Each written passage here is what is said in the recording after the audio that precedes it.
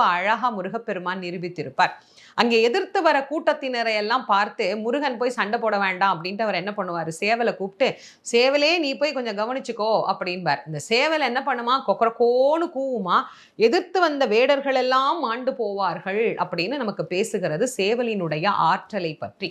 அப்போ சேவல் என்பது எவ்வளவு வலிமை படைத்தது அப்படிங்கிறது தெரியுது இல்ல. அதனால இந்த சேவல் விருத்தத்தை பாராயணம் பண்ணினோம்னா பில்லி, சூனியம், ஏவல், செய்வினை, எதிராளிகள் நமக்கு வைக்கக்கூடிய எந்த வகையான மாந்திரீக பிரச்சனைகளாக இருந்தாலும், அல்லது நம் மீது ஏற்படக்கூடிய திருஷ்டி, சில பேர் நம்ம மேல வைக்கக்கூடிய கண்ணு, இந்த மாதிரி பல விஷயங்களையும் போக்கி வாழ்க்கையில மகிழ்ச்சியையும் வெற்றியையும் பெற்றுத்தரக்கூடியதாக இந்த சேவல் விருத்தம் அப்படிங்கிறது அமைந்திருக்கிறது. சேவல் விருத்தம் படிச்சா பய உணர்வே இருக்காது. சேவல் வெற்றியின் தன்மை படைத்தது. பயம்னா என்ன பயம்? எல்லா பயமும் தான். அதோட முக்கியமா யம பயத்தையும் போக்கக்கூடியது சேவல் விருத்தம்.